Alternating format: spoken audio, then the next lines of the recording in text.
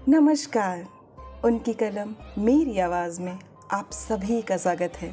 बड़ों को प्रणाम और छोटों को बहुत सा प्यार। चलिए सुनते हैं कहानी यही सच है, जिसे लिखा है मन्नू भंडारी जी ने। कानपुर। सामने आंगन में फैली धूप सिमटकर दीवारों पर चढ़ गई और कंधे पर बस्ता लटकाए नन्हे नन्हे बच्चों के झुंड दिखाई दिए। तो एकाएक ही मुझे समय का आभास हुआ। घंटा भर हो गया यहाँ खड़े खड़े और संजय का अभी तक पता नहीं। झुंझलाती सी मैं कमरे में आती हूँ। कोने में रखी मेज पर किताबें बिखरी पड़ी हैं, कुछ खुली कुछ बंद। एक क्षण मैं उन्हें देखती रहती हूँ, फिर निरुद्देश्य सी कपड़ों की अलमारी खोलकर सरसरी सी नज़र से कपड़े देखती हूँ। सब बिखरे पड़े हैं। इतनी देर यूं ही व्यर्थ खड़ी रही, इन्हें ही ठीक कर लेती, पर मन नहीं करता और फिर बंद कर देती हूँ। नहीं आना था तो व्यर्थ ही मुझे समय क्यों दिया? फिर यह कोई आज ही की बात है? हमेशा संजय अपने बताए हुए समय से घंटे 2 घंटे देरी करके आता है और मैं हूँ कि उसी क्षण से प्रतीक्षा करने लगती हूँ। उसके बाद लाख कोशिश करके भी तो किसी काम में अपना मन नहीं लगा पाती। वह क्यों नहीं समझता कि मेरा समय बहुत अमूल्य है। थीसिस पूरी करने के लिए अब मुझे अपना सारा समय पढ़ाई में ही लगाना चाहिए, पर यह बात उसे कैसे समझाऊं? मेज पर बैठकर मैं फिर पढ़ने का उपक्रम करने लगती हूँ, पर मन है कि लगता ही नहीं। पर्दे के ज़रा से हिलने से दिल की धड़कन बढ़ जाती है और बार बार नज़र घड़ी के सरकते हुए कांटों पर दौड़ जाती है। हर समय यही लगता है, वह आया। तभी मेहता साहब की 5 साल की छोटी बच्ची झिझकती सी कमरे में आती है। आंटी, हमें कहानी सुनाओगी? नहीं, अभी नहीं, पीछे आना, मैं रुखाई से जवाब देती हूँ। वह भाग जाती है। ये मिसेज मेहता भी एक ही हैं। यूँ तो महीने शायद मेरी सूरत नहीं देखती, पर बच्ची को जब तक मेरा सिर खाने को भेज देती हैं। मेहता साहब तो फिर भी कभी कभी 8-10 दिन में खैरियत पूछ ही लेते हैं, पर वे तो बेहद अकड़ू मालूम होती हैं। अच्छा ही है, ज़्यादा दिलचस्पी दिखाती तो क्या मैं इतनी आज़ादी से घूम फिर सकती थी? खट खट खट, वही परिचित पद ध्वनि। तो आ गया संजय। मैं बरबस ही अपना सारा ध्यान पुस्तक में केंद्रित कर लेती हूँ। रजनीगंधा के ढेर सारे फूल लिए संजय मुस्कुराता सा दरवाजे पर खड़ा है। मैं देखती हूँ, पर मुस्कुराकर स्वागत नहीं करती। हंसता हुआ वह आगे बढ़ता है और फूलों को मेज पर पटक कर पीछे से मेरे दोनों कंधों को दबाता हुआ पूछता है, बहुत नाराज़ हो? रजनीगंधा की महक से जैसे सारा कमरा महकने लगता है। मुझे क्या करना है नाराज़ होकर? रुखाई से मैं कहती हूँ। वह कुर्सी सहित मुझे घुमाकर अपने सामने कर लेता है और बड़े दुलार के साथ डोरी उठाकर कहता है, तुम ही बताओ क्या करता? क्वालिटी में दोस्तों के बीच फंसा था। बहुत कोशिश करके भी उठ नहीं पाया। सबको नाराज़ करके आना अच्छा भी नहीं लगता। इच्छा होती है कह दूं, तुम्हें दोस्तों का ख्याल है, उनके बुरा मानने की चिंता है, बस मेरी ही नहीं, पर कुछ कह नहीं पाती। एकटक उसके चेहरे की ओर देखती रहती हूँ। उसके सांवले चेहरे पर पसीने की बूंदें चमक रही हैं। कोई और समय होता तो मैंने अपने आंचल से इन्हें पोंछ दिया होता, पर आज नहीं। वह मंद मंद मुस्कुरा रहा था। उसकी आंखें क्षमा याचना कर रही हैं, पर मैं क्या करूं? तभी वह अपनी आदत के अनुसार कुर्सी के हत्थे पर बैठकर मेरे गाल सहलाने लगता है। मुझे उसकी इसी बात पर गुस्सा आता है। हमेशा इसी तरह करेगा और फिर दुनिया भर का लाड दुलार दिखलाएगा। वह जानता जो है कि इसके आगे मेरा क्रोध टिक नहीं पाएगा। फिर उठकर वह फूलदान के पुराने फूल फेंक देता है और नए फूल लगाता है। फूल सजाने में वह कितना कुशल है। एक बार मैंने यूं ही कह दिया था कि मुझे रजनीगंधा के फूल बड़े पसंद हैं, तो उसने नियम ही बना लिया कि हर चौथे दिन ढेर सारे फूल लाकर मेरे कमरे में लगा देता है। और अब तो मुझे भी ऐसी आदत हो गई है कि एक दिन भी कमरे में फूल ना रहे तो ना पढ़ने में मन लगता है, ना सोने में। ये फूल जैसे संजय की उपस्थिति का आभास देते रहते हैं।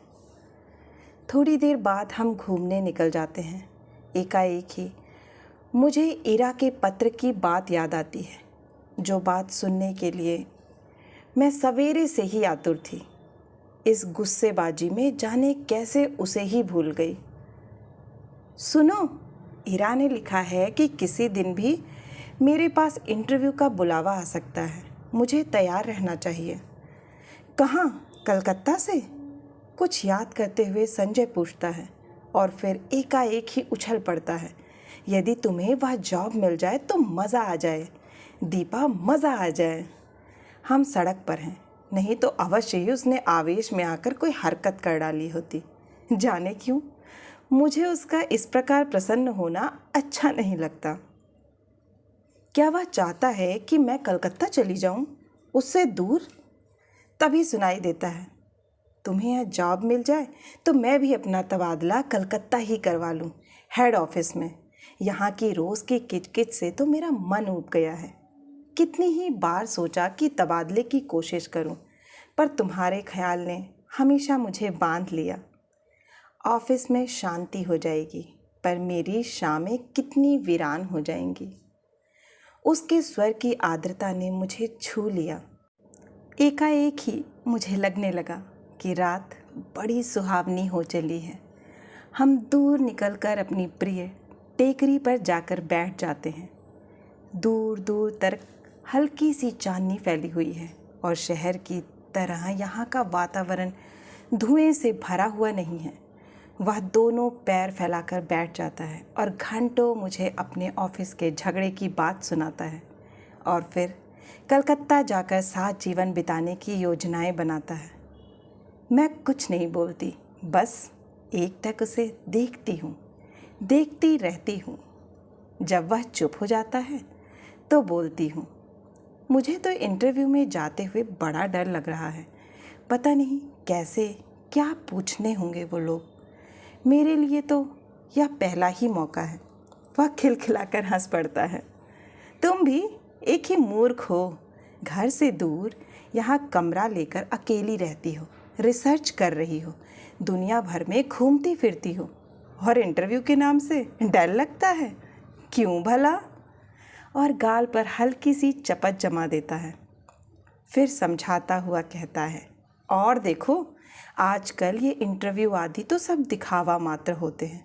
वहाँ किसी जान पहचान वाले से इन्फ्लुएंस डलवाना जाकर। पर कलकत्ता तो मेरे लिए एकदम नई जगह है। वहाँ इरा को छोड़कर मैं किसी को जानती भी नहीं। अब उन लोगों की कोई जान पहचान हो तो बात दूसरी है। असहाय सी मैं कहती हूँ, और किसी को नहीं जानती? फिर मेरे चेहरे पर नज़रें गड़ाकर पूछता है, निशीथ भी तो वही हैं? होगा, मुझे क्या करना उससे? मैं एकदम ही भन्ना कर जवाब देती हूँ। पता नहीं क्यों मुझे लग ही रहा था कि अब वह यही बात कहेगा। कुछ नहीं करना, वह छेड़ने के लहजे में कहता है, और मैं भभक पड़ती हूँ। देखो संजय, मैं 1000 बार तुमसे कह चुकी हूँ कि उसे लेकर मुझसे मजाक मत किया करो। मुझे इस तरह का मजाक जरा भी पसंद नहीं है। वह खिलखिलाकर हंस पड़ता है, पर मेरा तो मूड ही खराब हो जाता है। हम लौट पड़ते हैं। वह मुझे खुश करने के इरादे से मेरे कंधे पर हाथ रख देता है। मैं झपट कर हाथ हटा देती हूँ। क्या कर रहे हो? कोई देख लेगा तो क्या कहेगा? कौन है यहाँ जो देख लेगा?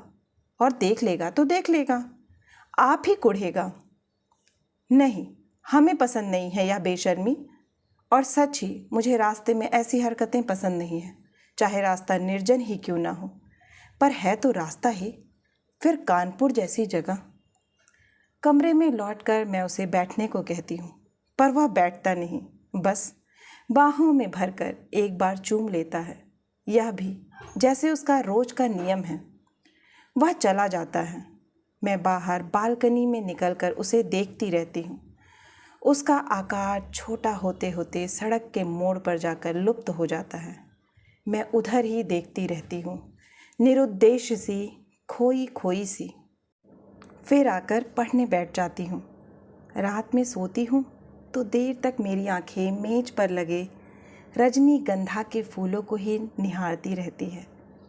जाने क्यों अक्सर मुझे भ्रम हो जाता है कि ये फूल नहीं हैं, मानो संजय की अनेकानेक आँखें हैं जो मुझे देख रही हैं, सहला रही हैं, दुलरा रही हैं और अपने को यूं असंख्य आँखों से निरंतर देखे जाने की कल्पना से ही मैं लजा जाती हूँ।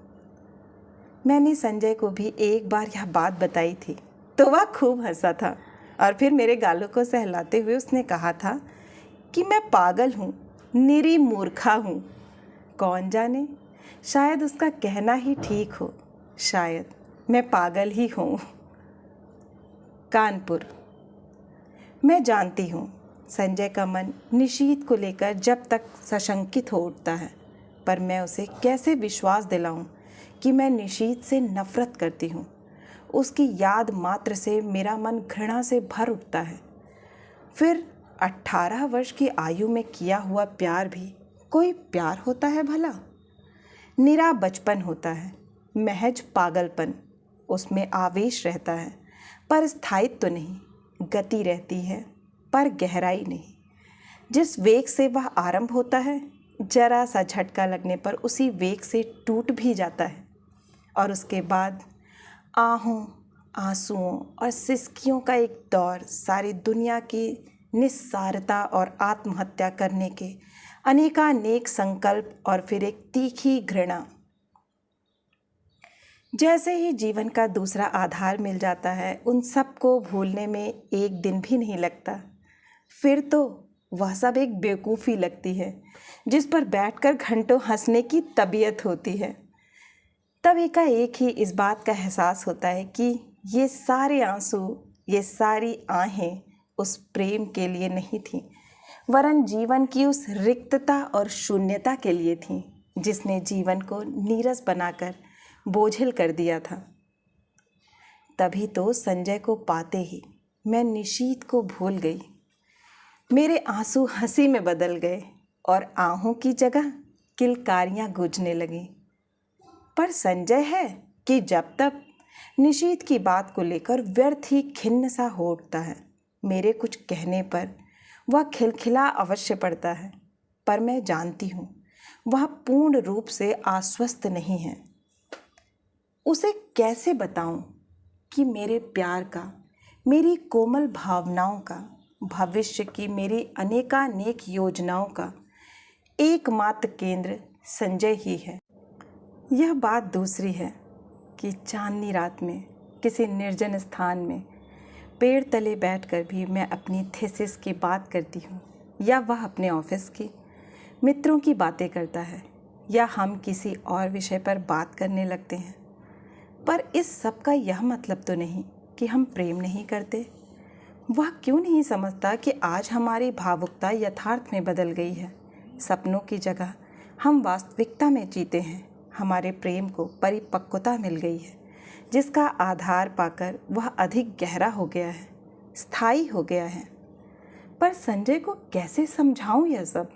कैसे उसे समझाऊं कि निशीत ने मेरा अपमान किया है, ऐसा अपमान जिसकी कचोट से मैं आज भी तिलमिला जाती हूँ। संबंध तोड़ने से पहले एक बार तो उसने मुझे बताया होता कि आखिर मैंने ऐसा कौन सा अपराध कर डाला था जिसके कारण उसने मुझे इतना कठोर दंड दे डाला। सारी दुनिया की भर्त्सना, तिरस्कार, परिहास और दया का विष मुझे पीना पड़ा। विश्वासघाती, नीच कहीं का। और संजय सोचता है कि आज भी मेरे मन में उसके लिए कोई कोमल स्थान है। छी, मैं उससे नफरत करती हूँ और सच पूछो तो अपने को भाग्यशालिनी समझती हूँ कि मैं एक ऐसे व्यक्ति के चंगुल में फंसने से बच गई जिसके लिए प्रेम महज एक खिलवाड़ है। संजय, यह तो सोचो कि यदि कोई भी बात होती तो क्या मैं तुम्हारे आगे, तुम्हारी हर उचित अनुचित चेष्टा के आगे यूं आत्मसमर्पण करती, तुम्हारे चुंबनों और आलिंगनों में अपने को यूं बिखरने देती? जानते हो, विवाह से पहले कोई भी लड़की किसी को इन सब का अधिकार नहीं देती, पर मैंने दिया। क्या केवल इसलिए नहीं कि मैं तुम्हें प्यार करती हूँ, बहुत बहुत प्यार करती हूँ।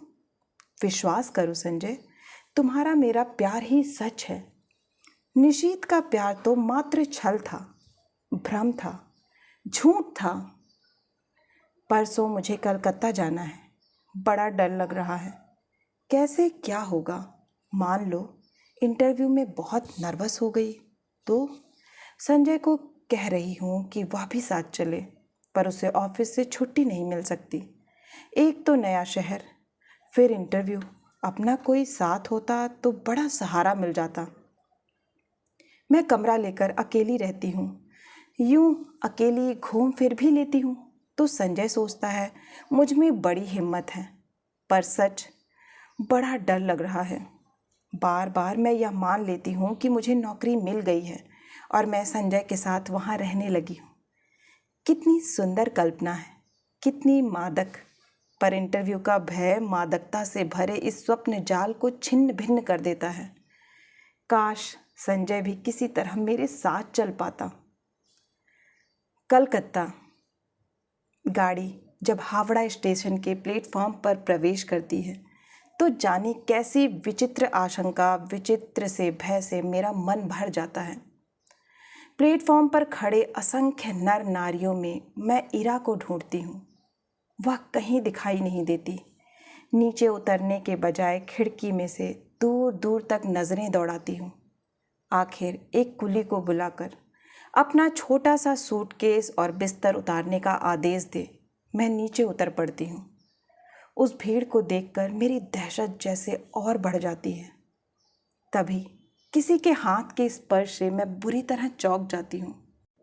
पीछे देखती हूँ तो इरा खड़ी है, रुमाल से चेहरे का पसीना पोंछते हुए कहती हूँ, ओफ, तुझे न देखकर मैं घबरा रही थी कि तुम्हारे घर भी कैसे पहुँचूँगी। बाहर आकर हम टैक्सी में बैठते हैं। अभी तक मैं स्वस्थ नहीं हो पाई हूँ। जैसे ही हावड़ा पुल पर गाड़ी पहुँचती है, हुगली के जल को स्पर्श करती हुई ठंडी हवाएं तन मन को एक ताजगी से भर देती हैं। इरा मुझे इस पुल की विशेषता बताती है और मैं विस्मित से उस पुल को देखती हूँ।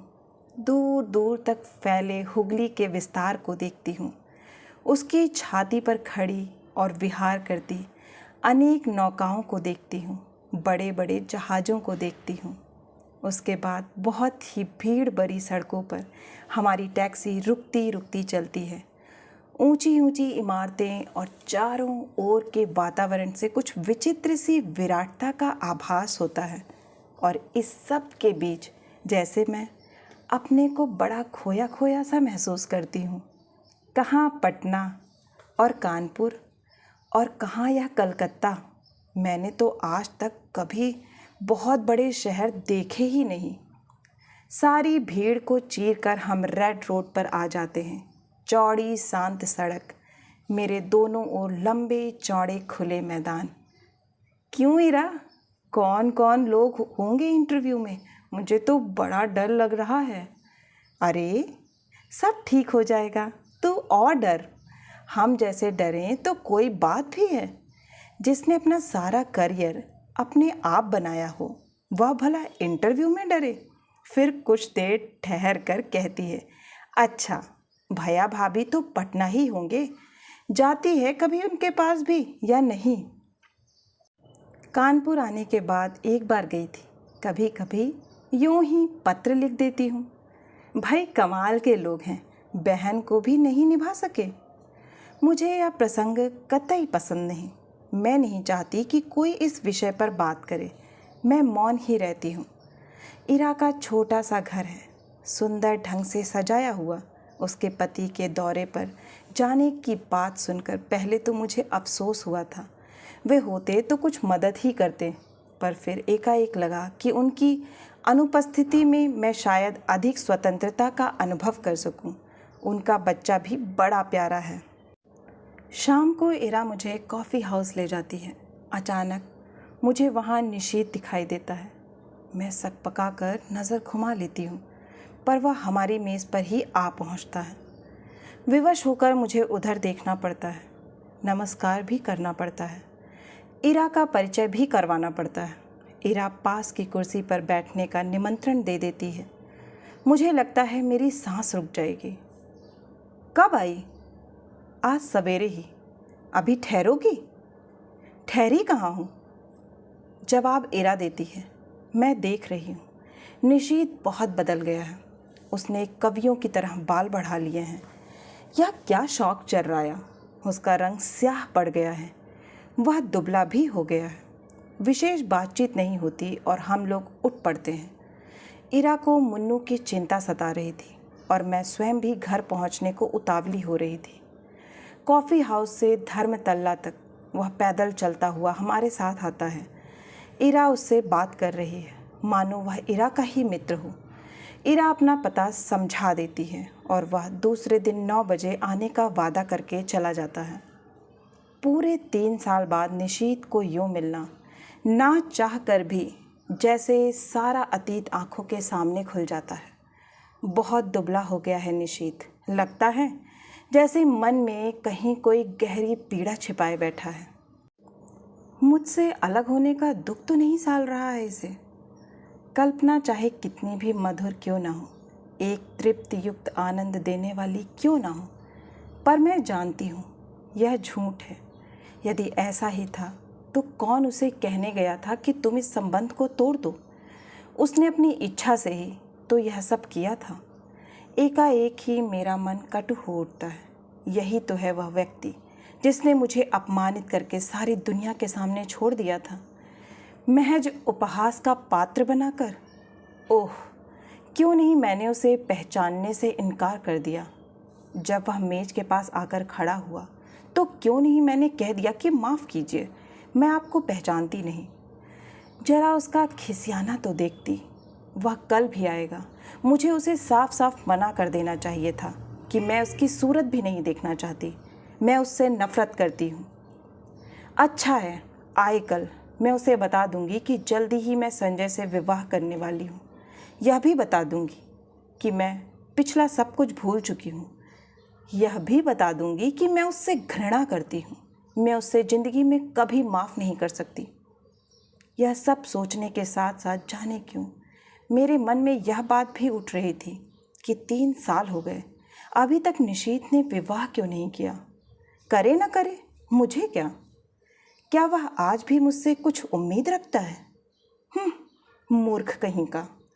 संजय, मैंने तुमसे कितना कहा था कि तुम मेरे साथ चलो, पर तुम नहीं आए। इस समय जबकि मुझे तुम्हारी इतनी इतनी याद आ रही है, बताओ मैं क्या करूं? नौकरी पाना इतना मुश्किल है, इसका मुझे गुमान तक नहीं था। इरा कहती है कि 150 की नौकरी के लिए खुद मिनिस्टर तक सिफारिश करने पहुंच जाते हैं। फिर यह तो 300 का जॉब है। निशीथ सवेरे से शाम तक इसी चक्कर में भटकता है। यहाँ तक कि उसने अपने ऑफिस से भी छुट्टी ले ली है। वह क्यों मेरे काम में इतनी दिलचस्पी ले रहा है? उसका परिचय बड़े बड़े लोगों से है और वह कहता है कि जैसे भी होगा वह काम मुझे दिलाकर ही मानेगा। पर आखिर क्यों? कल मैंने सोचा था कि अपने व्यवहार की रुखाई से मैं स्पष्ट कर दूंगी कि अब वह मेरे पास ना आए। 8:45 बजे के करीब जब मैं अपने टूटे हुए बाल फेंकने खिड़की पर गई तो देखा घर से थोड़ी दूर पर निशीथ टहल रहा है। वही लंबे बाल, कुर्ता पाजामा। तो वह समय से पहले ही आ गया। संजय होता तो 11 के पहले नहीं पहुंचता। समय पर पहुंचना तो वह जानता ही नहीं। उसे यूं चक्कर काटते देख मेरा मन जाने कैसा हो आया। और जब वह आया तो मैं चाह कर भी कटु नहीं हो सकी। मैंने उसे कलकत्ता आने का मकसद बताया तो लगा कि वह बड़ा प्रसन्न हुआ। वहीं बैठे बैठे फ़ोन करके उसने इस नौकरी के संबंध में सारी जानकारी प्राप्त कर ली। कैसे क्या करना होगा उसकी योजना भी बना डाली। बैठे बैठे फ़ोन से ऑफिस को सूचना भी दे दी कि आज वह ऑफिस नहीं आएगा। विचित्र स्थिति मेरी हो रही थी। उसके इस अपनत्व भरे व्यवहार को मैं स्वीकार भी नहीं कर पाती थी, नकार भी नहीं पाती थी। सारा दिन मैं उसके साथ घूमती रही, पर काम की बात के अतिरिक्त उसने एक भी बात नहीं की। मैंने कई बार चाहा कि संजय की बात बता दूं, पर बता नहीं सकी। सोचा कहीं वह सुनकर यह दिलचस्पी लेना कम ना कर दे। उसके आज भर के प्रयत्नों से ही मुझे काफ़ी उम्मीद हो चली थी। यह नौकरी मेरे लिए कितनी आवश्यक है, मिल जाए तो संजय कितना प्रसन्न होगा, हमारे विवाहित जीवन के आरंभिक दिन कितने सुख में बीतेंगे। शाम को हम घर लौटते हैं। मैं उसे बैठने को कहती हूँ, पर वह बैठता नहीं, बस खड़ा ही रहता है। उसके चौड़े ललाट पर पसीने की बूंदें चमक रही हैं।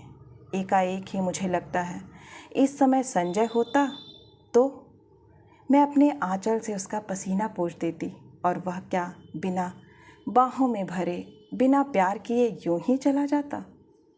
अच्छा तो चलता हूँ। यंत्र चालित से मेरे हाथ जुड़ जाते हैं। वह लौट पड़ता है और मैं ठगी सी देखती रहती हूँ। सोते समय मेरी आदत है कि संजय के लाए हुए फूलों को निहारती रहती हूँ। यहाँ वे फूल नहीं हैं तो बड़ा सूना सूना सा लग रहा है। पता नहीं संजय, तुम इस समय क्या कर रहे हो? 3 दिन हो गए, किसी ने बाहों में भरकर प्यार तक नहीं किया। आज सवेरे मेरा इंटरव्यू हो गया है।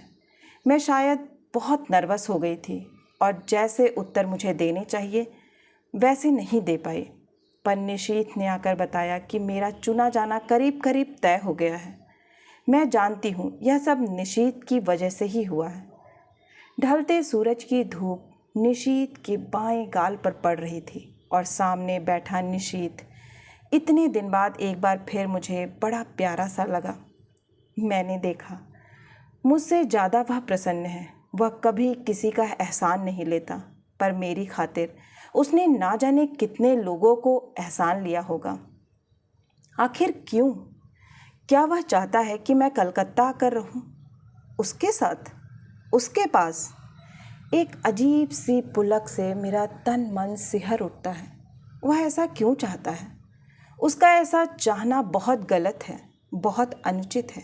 मैं अपने मन को समझाती हूँ, ऐसी कोई बात नहीं है। शायद वह केवल मेरे प्रति किए गए अन्याय का प्रतिकार करने के लिए यह सब कर रहा है।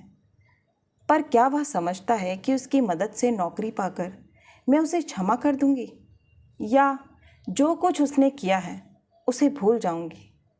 असंभव। मैं कल ही उसे संजय की बात बता दूंगी। आज तो इस खुशी में पार्टी हो जाए। काम की बात के अलावा यह पहला वाक्य मैं उसके मुंह से सुनती हूँ। मैं इरा की ओर देखती हूँ। वह प्रस्ताव का समर्थन करके भी मुन्नू की तबीयत का बहाना लेकर अपने को काट लेती है। अकेले जाना मुझे कुछ अटपटा सा लगता है। अभी तक तो काम का बहाना लेकर घूम रही थी, पर अब फिर भी मैं मना नहीं कर पाती। अंदर जाकर तैयार होती हूँ। मुझे याद आता है निशीथ को नीला रंग बहुत पसंद था। मैं नीली साड़ी ही पहनती हूँ। बड़े चाव और सतर्कता से अपना प्रसाधन करती हूँ और बार बार अपने को टोकती जाती हूँ। किसको रिझाने के लिए यह सब हो रहा है? क्या यह निरा पागलपन नहीं है? सीढ़ियों पर निशीथ हल्की सी मुस्कुराहट के साथ कहता है, इस साड़ी में तुम बहुत सुंदर लग रही हो। मेरा चेहरा तमतमा जाता है, कनपटियाँ सुर्ख हो जाती हैं। मैं चुपचाप ही इस वाक्य के लिए तैयार नहीं थी। यह सदा चुप रहने वाला निशीथ बोला भी तो ऐसी बात। मुझे ऐसी बातें सुनने की ज़रा भी आदत नहीं है। संजय ना कभी मेरे कपड़ों पर ध्यान देता है, न ऐसी बातें करता है, जबकि उसे पूरा अधिकार है, और यह बिना अधिकार ऐसी बातें करे। पर जाने क्या है कि मैं उस पर नाराज़ नहीं हो पाती हूँ, बल्कि एक पुलक में सिरहन महसूस करती हूँ। सच, संजय के मुंह से ऐसा वाक्य सुनने को मेरा मन तरसता रहता है, पर उसने कभी ऐसी बात नहीं की। पिछले 2.5 साल से मैं संजय के साथ रह रही हूँ। रोज़ ही शाम को हम घूमने जाते हैं। कितनी ही बार मैंने श्रृंगार किया, अच्छे कपड़े पहने, पर प्रशंसा का एक शब्द भी उसके मुंह से नहीं सुना। इन बातों का उसको ध्यान ही नहीं होता। यह देखकर भी जैसे यह सब नहीं देख पाता। इस वाक्य को सुनने के लिए तरसता हुआ मेरा मन जैसे रस से नहा जाता है। पर निशीथ ने यह बात क्यों कही? उसे क्या अधिकार है? क्या सचमुच ही उसे अधिकार नहीं है? नहीं है। जाने कैसी मजबूरी है, कैसी विवशता है कि मैं इस बात का जवाब नहीं दे पाती हूँ। निश्चयात्मक दृढ़ता से नहीं कह पाती कि साथ चलते इस व्यक्ति को सचमुच ही मेरे विषय में ऐसी अवांछित बात कहने का कोई अधिकार नहीं है। हम दोनों टैक्सी में बैठते हैं। मैं सोचती हूँ आज मैं इसे संजय की बात बता दूंगी। Sky room. निशीथ टैक्सी वाले को आदेश देता है। टुन की घंटी के साथ मीटर डाउन होता है और टैक्सी हवा से बातें करने लगती है। निशीथ बहुत सतर्कता से एक कोने में बैठता है, बीच में इतनी जगह छोड़कर कि यदि हिचकोला खाकर भी टैक्सी रुके तो हमारा स्पर्श ना हो। हवा के झोंके से मेरी रेशमी साड़ी का पल्लू उसके समूचे बदन को स्पर्श करता हुआ उसकी गोदी में पड़कर फरफराता है। वह उसे हटाता नहीं है। मुझे लगता है यह रेशमी सुवासित पल्लू उसके तन मन को रस से भिगो रहा है। यह स्पर्श उसे पुलकित कर रहा है। मैं विजय के अकथनीय आहृदय से भर जाती हूँ। आज भी मैं संजय की बात नहीं कह पाती, चाह कर भी नहीं कह पाती। अपनी इस विवशता पर मुझे खीज भी आती है, पर मेरा मुंह है कि खुलता ही नहीं। मुझे लगता है कि जैसे कोई बहुत बड़ा अपराध कर रही हूँ, पर फिर भी मैं कुछ नहीं कह सकी। यह निशीथ कुछ बोलता क्यों नहीं? उसका यूं कोने में दुबक कर निर्विकार भाव से बैठे रहना मुझे कतई अच्छा नहीं लगता। एकाएक ही मुझे संजय की याद आने लगती है। इस समय वह यहाँ होता तो उसका हाथ मेरी कमर में लिपटा होता। यूं सड़क पर ऐसी हरकतें मुझे स्वयं पसंद नहीं, पर जाने क्यों किसी की बाहों की लपेट के लिए मेरा मन ललक उठता है।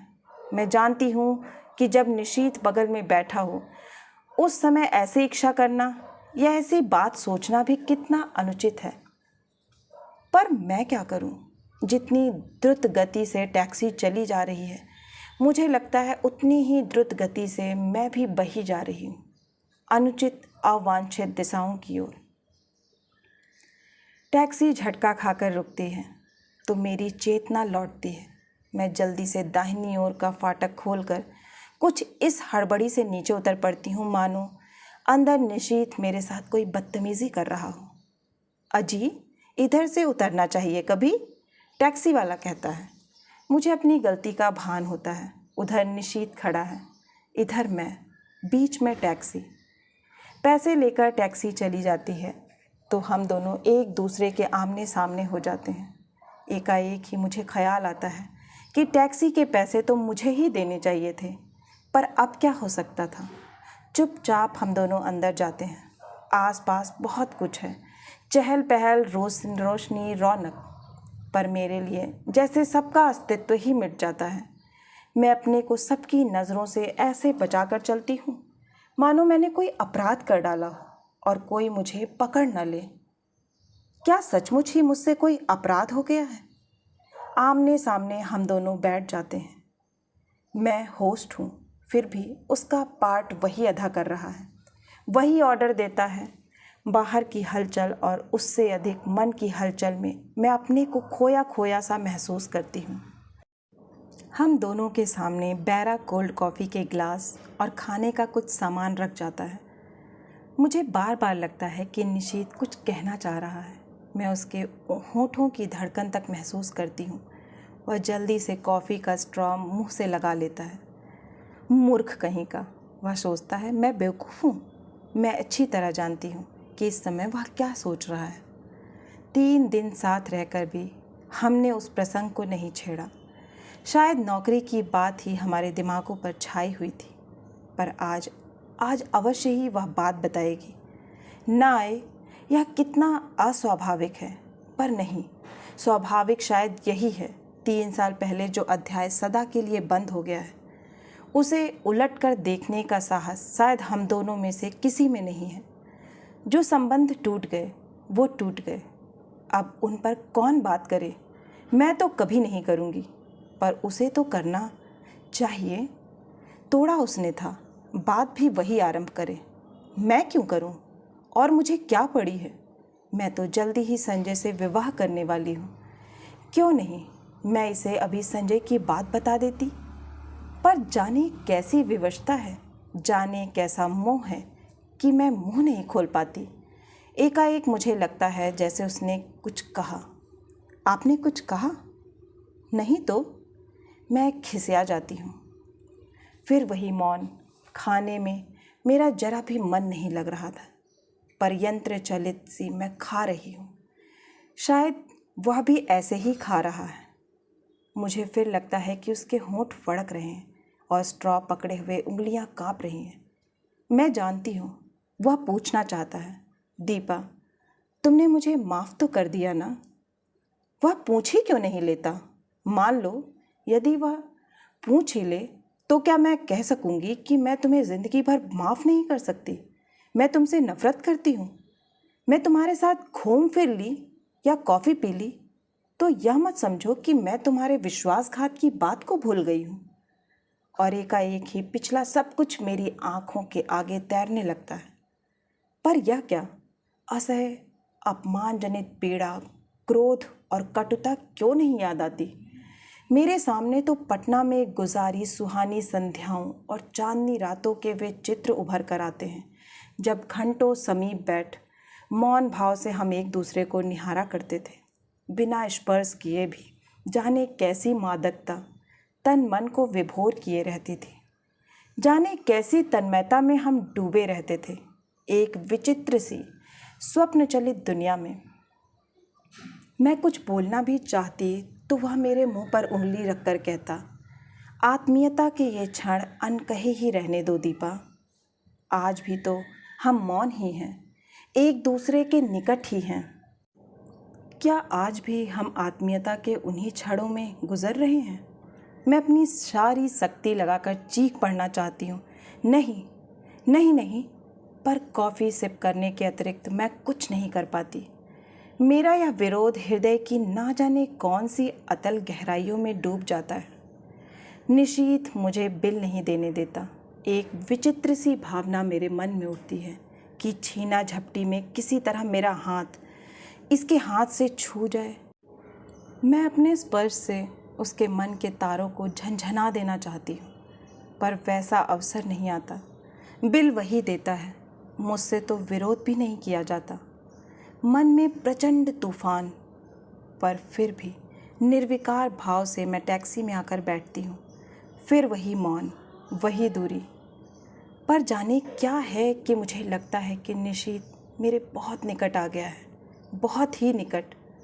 बार बार मेरा मन करता है कि क्यों नहीं निशीथ मेरा हाथ पकड़ लेता, क्यों नहीं मेरे कंधे पर हाथ रख देता। मैं ज़रा भी बुरा नहीं मानूंगी, ज़रा भी नहीं, पर वह कुछ भी नहीं करता।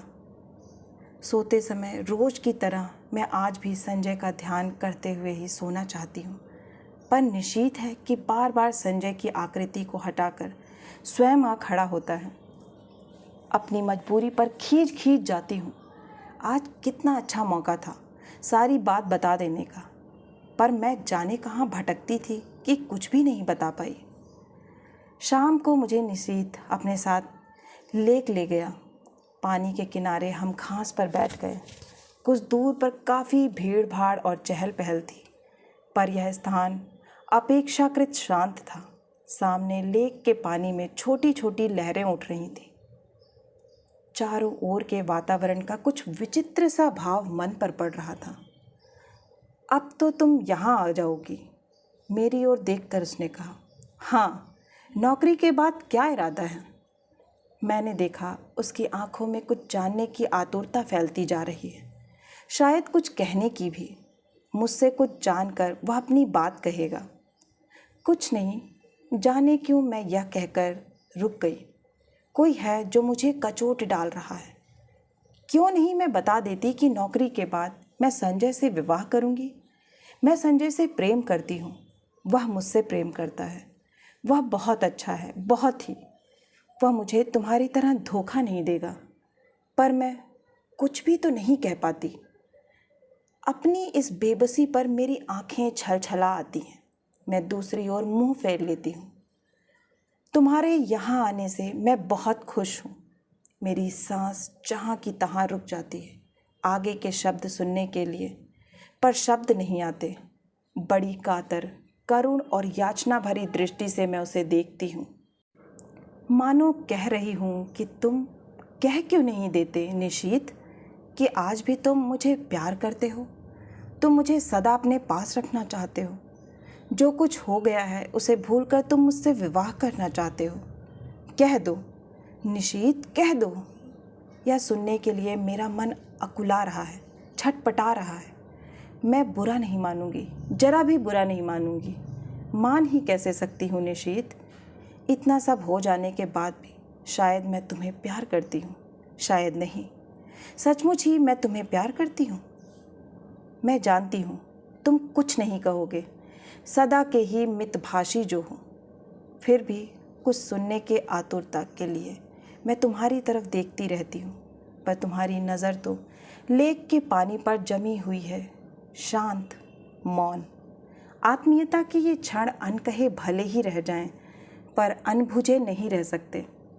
तुम चाहे ना कहो, पर मैं जानती हूँ तुम आज भी मुझे प्यार करते हो, बहुत प्यार करते हो। मेरे कलकत्ता आ जाने के बाद इस टूटे संबंध को फिर से जोड़ने की बात ही तुम इस समय सोच रहे हो। तुम आज भी मुझे अपना ही समझते हो।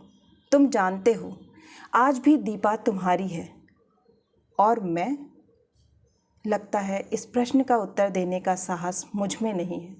मुझे डर है कि जिस आधार पर मैं तुमसे नफ़रत करती थी, उसी आधार पर कहीं मुझे अपने से नफ़रत ना करनी पड़े। लगता है रात आधी से भी अधिक ढल गई है। कानपुर। मन में उत्कृष्ट अभिलाषा होते हुए भी निशीथ की आवश्यक मीटिंग की बात सुनकर मैंने कह दिया था कि तुम स्टेशन मत आना। इरा आई थी, पर गाड़ी पर बिठाकर ही चली गई, या कहूँ कि मैंने ज़बरदस्ती ही उसे भेज दिया। मैं जानती थी कि लाख मना करने पर भी निशीथ आएगा और विदा के उन अंतिम क्षणों में मैं उसके साथ अकेली ही रहना चाहती थी। मन में एक दबी सी आशा थी कि चलते समय ही शायद वह कुछ कह दे। गाड़ी चलने में जब 10 मिनट रह गए तो देखा, बड़ी व्यग्रता से डब्बों में झांकता झांकता निशीथ आ रहा था।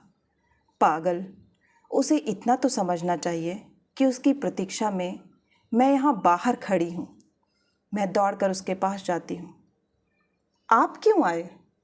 पर मुझे उसका आना बड़ा अच्छा लगता है। वह बहुत थका हुआ लग रहा था, शायद सारा दिन बहुत व्यस्त रहा और दौड़ता दौड़ता मुझे सी ऑफ करने यहाँ आ पहुँचा।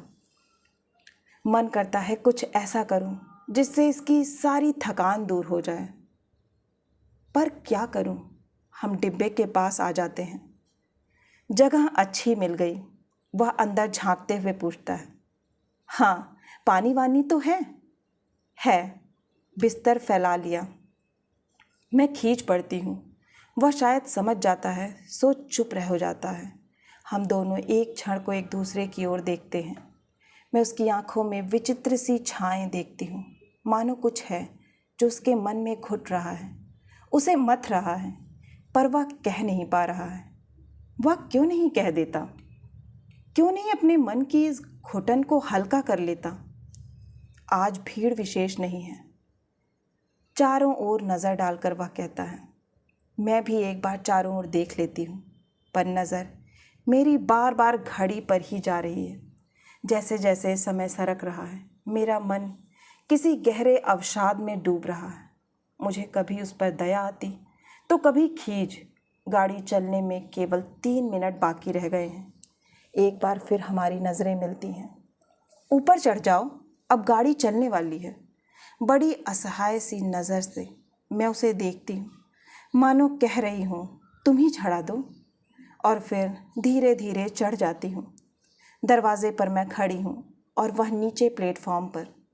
जाकर पहुँचने की खबर देना, जैसे ही मुझे इधर कुछ निश्चित रूप से मालूम होगा तुम्हें सूचना दूंगा।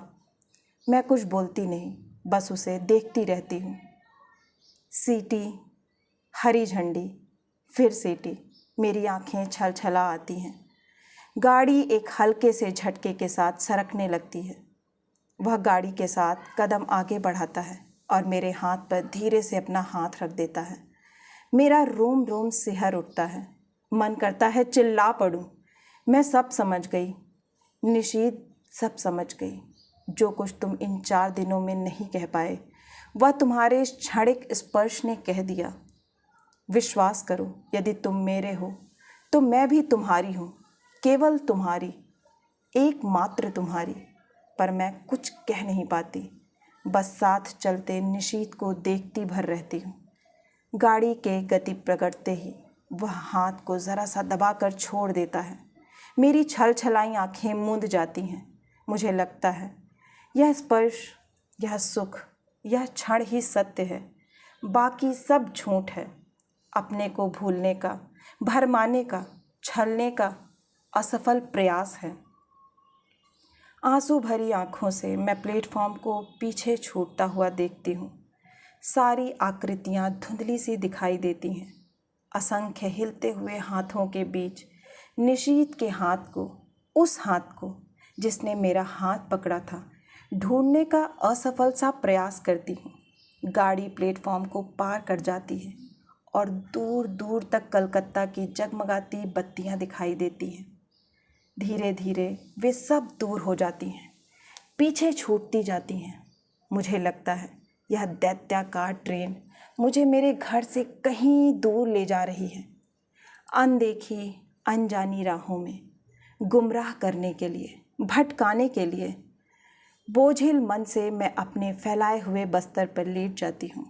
आंखें बंद करते ही सबसे पहले मेरे सामने संजय का चित्र उभरता है। कानपुर जाकर मैं उसे क्या कहूँगी?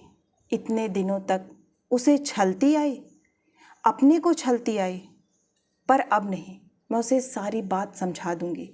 कहूँगी, संजय, जिस संबंध को टूटा हुआ जानकर मैं भूल चुकी थी, उसकी जड़ें हृदय की किन अतल गहराइयों में जमी हुई थी, इसका एहसास कलकत्ता में निशीत से मिलकर हुआ।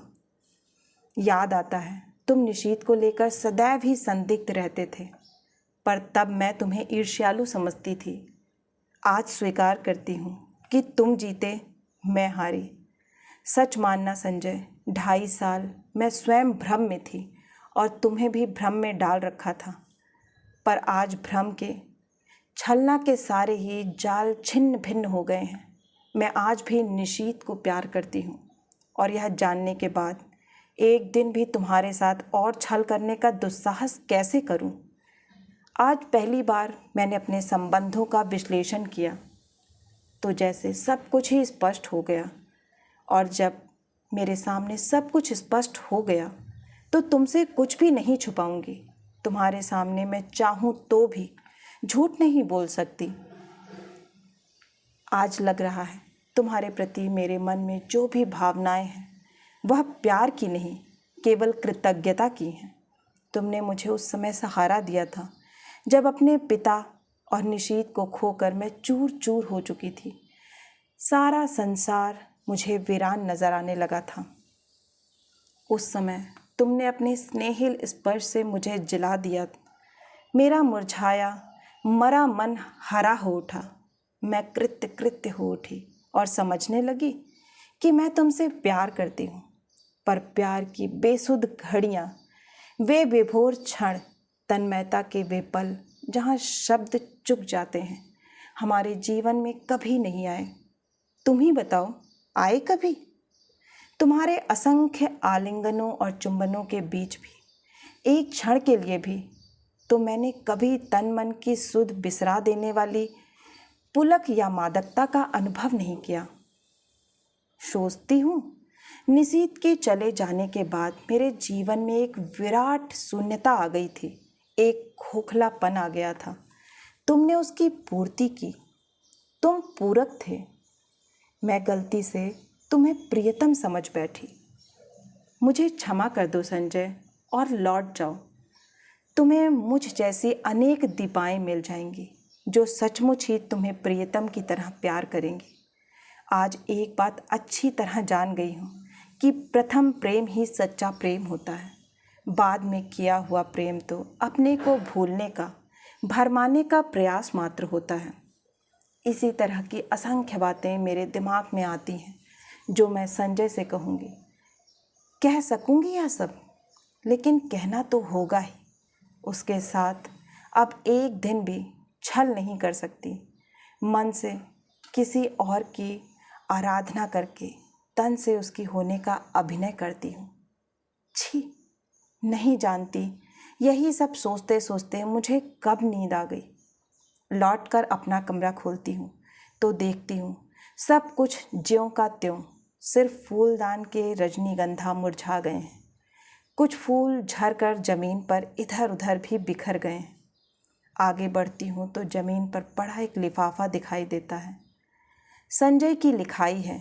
खोला तो छोटा सा पत्र था। दीपा, तुमने जो कलकत्ता जाकर कोई सूचना ही नहीं दी। मैं आज ऑफिस के काम से कटक जा रहा हूँ। 5-6 दिन में लौट आऊँगा। तब तक तुम आ ही जाओगी। जानने को उत्सुक हूँ कि कलकत्ता में क्या हुआ। तुम्हारा संजय। एक लंबा निश्वास निकल जाता है।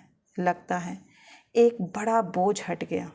इस अवधि में तो मैं अपने को अच्छी तरह तैयार कर लूँगी।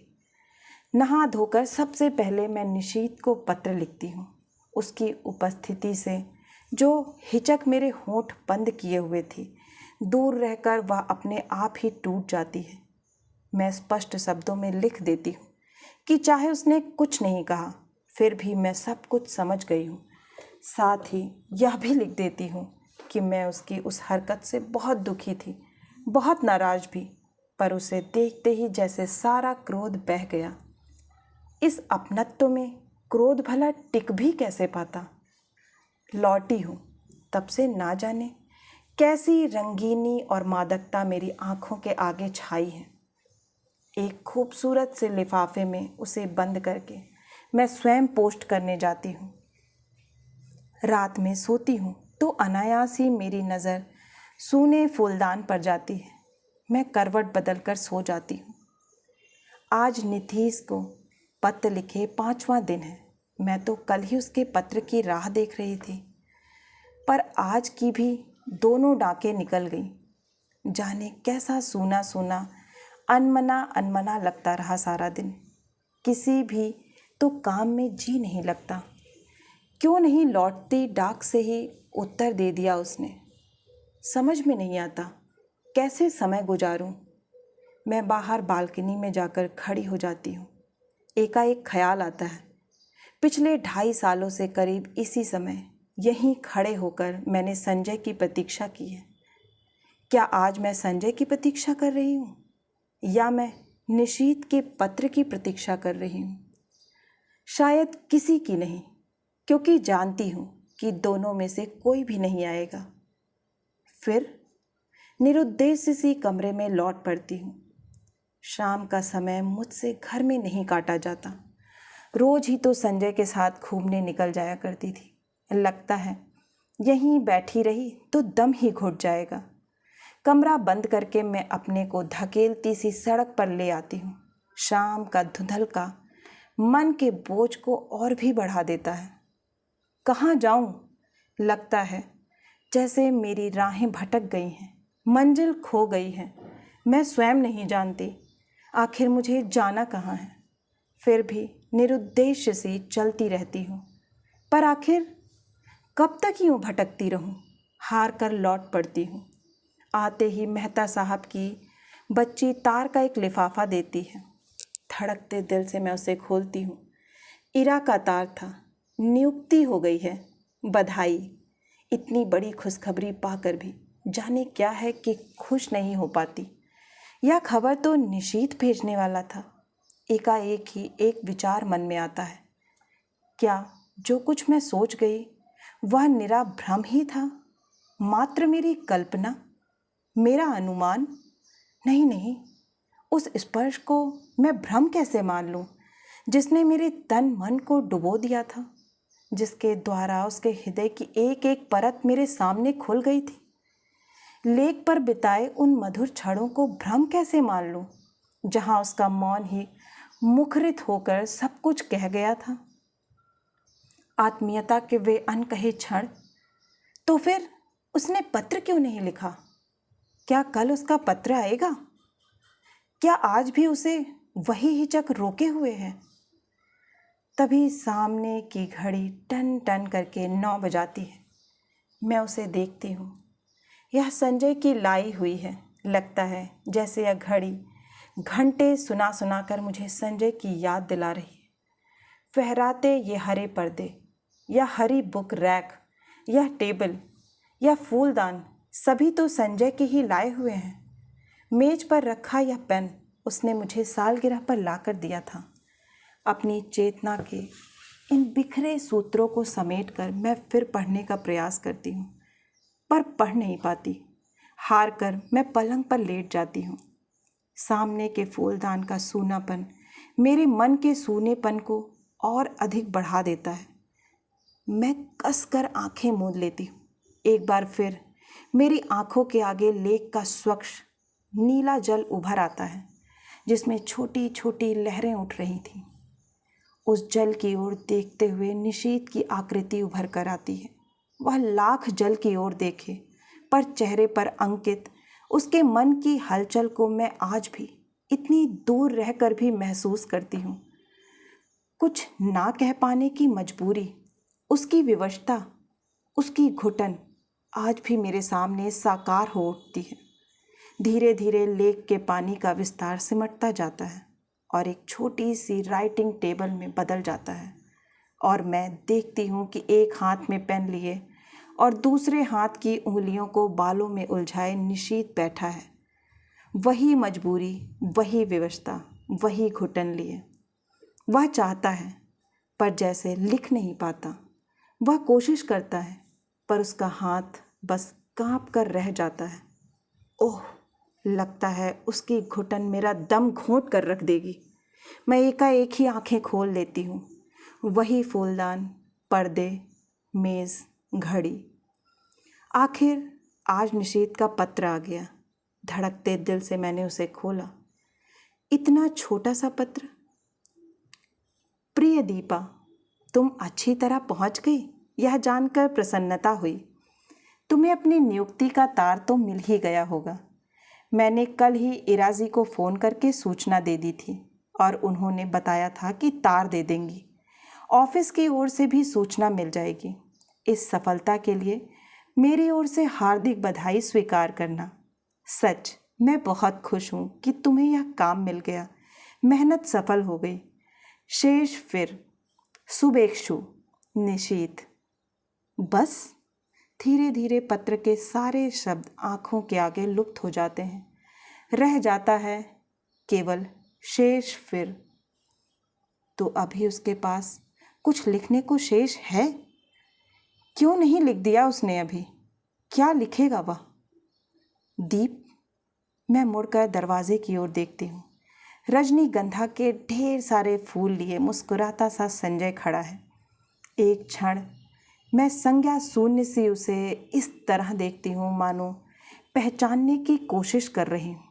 वह आगे बढ़ता है तो मेरी खोई हुई चेतना लौटती है और विक्षिप्त सी दौड़कर उससे लिपट जाती हूँ।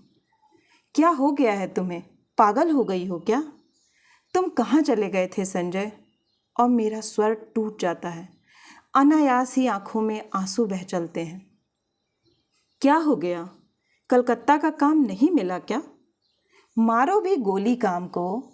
तुम इतनी परेशान क्यों हो रही हो उसके लिए? पर मुझसे कुछ नहीं बोला जाता। बस मेरी बाहों की जकड़ कसती जाती है, कसती जाती है। रजनीगंधा की महक धीरे धीरे मेरे तन मन पर छा जाती है। तभी मैं अपने भाल पर संजय के अधरों का स्पर्श महसूस करती हूँ और मुझे लगता है यह स्पर्श, यह सुख, यह क्षण ही सत्य है। वह सब झूठ था, मिथ्या था, भ्रम था, और हम दोनों एक दूसरे के आलिंगन में बंधे रहते हैं, चुंबित प्रतिचुंबित।